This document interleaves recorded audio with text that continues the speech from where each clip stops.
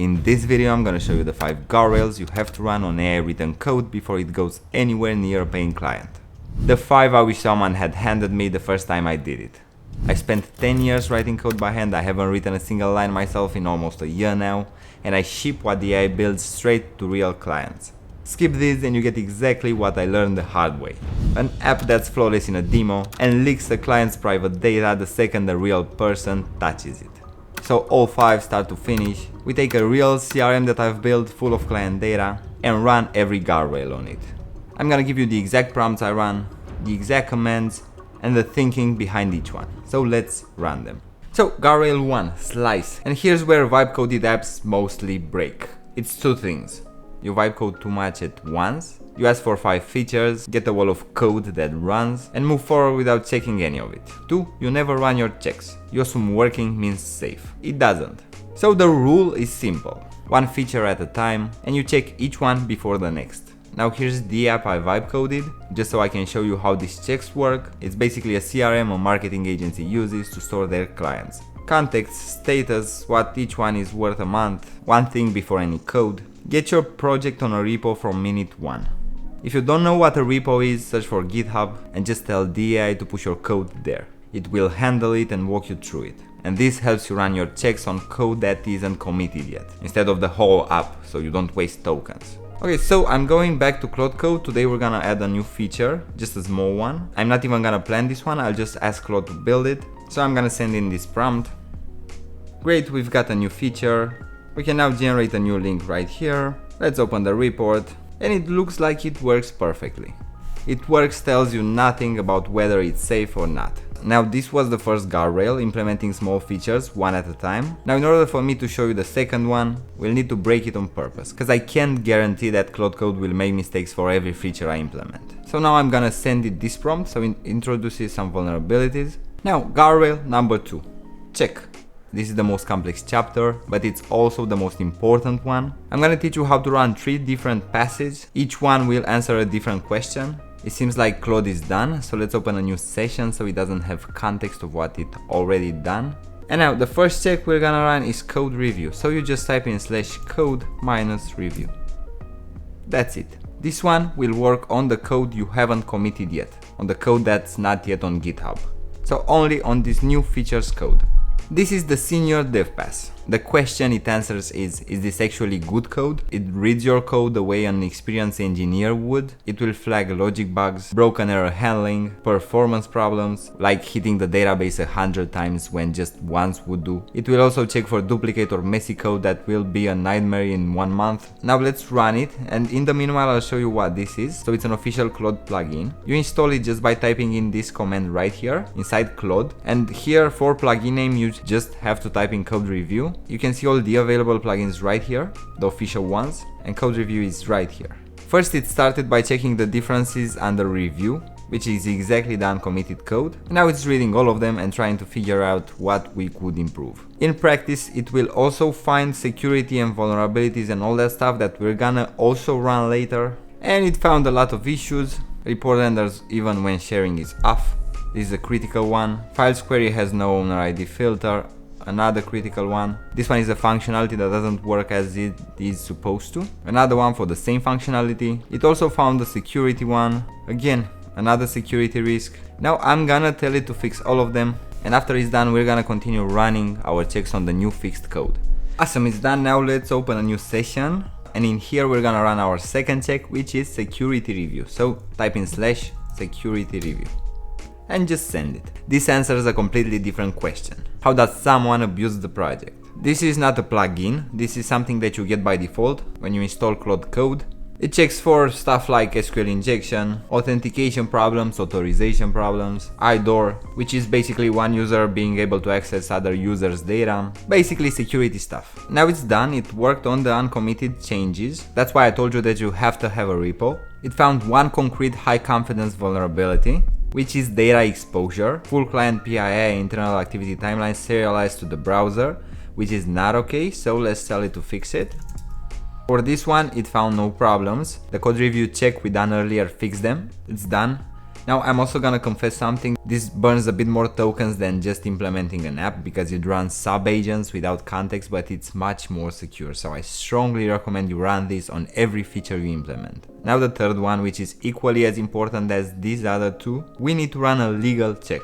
I mean, this is not legal advice. There's no plugin for this, so I'm just gonna run it right here. So run a subagent in a fresh context, a legal privacy first pass, and then I gave it some guidelines on what to check. Personal data logged, which is not okay to do. If there's no way to delete a client's data because it's mandatory to be able to do so. Sensitive data stored unencrypted, PII leaking into the URLs, errors, analytics. So it's basically hunting for privacy stuff that can get you in real trouble. This won't make you compliant 100%. What it does, it catches the obvious stuff early. So when you bring in a real consultant, your app is 90% there. You won't hand them a mess and it's much cheaper to do so. And as you can see, it found a lot of problems. The passcode leaks via URL. Deleting a client orphans its activities.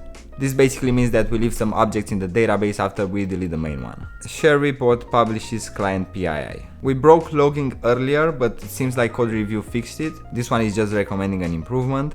I'm just gonna tell it to fix them so we can proceed with our next guardrail. Okay, guardrail number 3. Test. Two kinds, both with different jobs.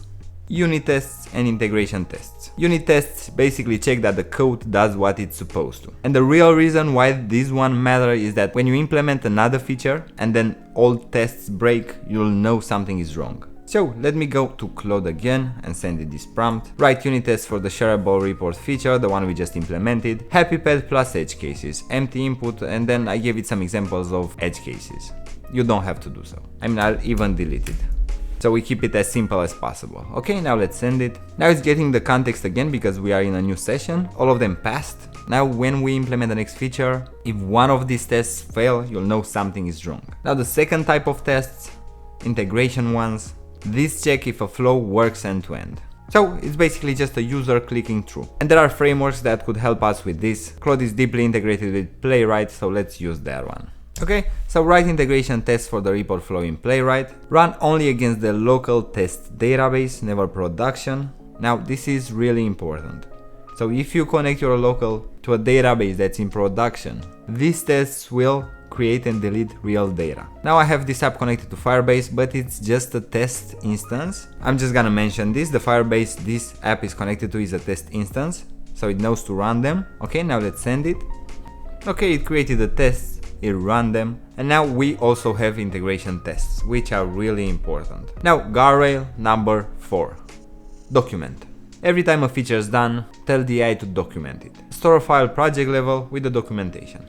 Okay, you can call it however you want. I like to name mine project-docs.md. The shareable report feature is done. Update the project-docs.md file, what it does, the endpoints it adds, and the data it touches. Keep it short, this is the source of truth. The next feature gets checked against. Okay, send it. Now for this project specifically, I don't have this file yet, so it's gonna create it. I know it feels like busy work, but trust me, it helps. Okay, see, it created the file. And it's done in just a few seconds. And it didn't even spend that many tokens because it already had the context from unit tests, where it had to understand the whole feature.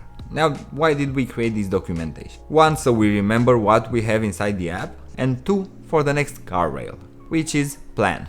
When I added a new feature to this project here, I didn't plan before. And this is not something you should do. Because Claude might lose context. If it goes directly into implementation, it might not have the bandwidth to read all the files. Now, if we were to plan beforehand, it would do a search in the whole project and check where the functionality fits. And it will also make use of the documentation we just added, okay? Now, I can run it right here in this session because I am asking it to run one sub-agent in a fresh context, and then I give it the feature that I want to add. I'm telling it to read the project docs.md file and the relevant code, and now I want the sub-agent to tell me, does it fit? What does it touch or conflict with? And every file that needs to change. Flag anything that breaks, don't write code, just the plan. Now let me send it. It answered the question, does it fit? Yes. The one thing that actually conflicts, the pin, so it found some problems, which is great. It found the parts of the code that must be modified, and then the files to change. Awesome. Now we can just tell it to implement it, because now it has enough context to know where to go. But before implementing it, remember the rule I've told you in the beginning? Push the code after every feature. So I'm gonna open a new session. This project is already initialized on a Git repo, so I'm just gonna tell it to push the code. See, in VS Code we have the changes right here. And as you can see, it's also searching for some problems again, some files that are not git ignored, which is amazing, truly. Now it's basically asking me to confirm that I want to do this. Okay, so I'm just gonna select push to main. Of course, you can work with branches if you want to. As you can see right here on the left side, there's no more new file changes. Okay, now we can go back here and just tell it to implement the new feature. It has all the context it needs, so now it should run smoothly and the checks should find less problems than they would have usually done.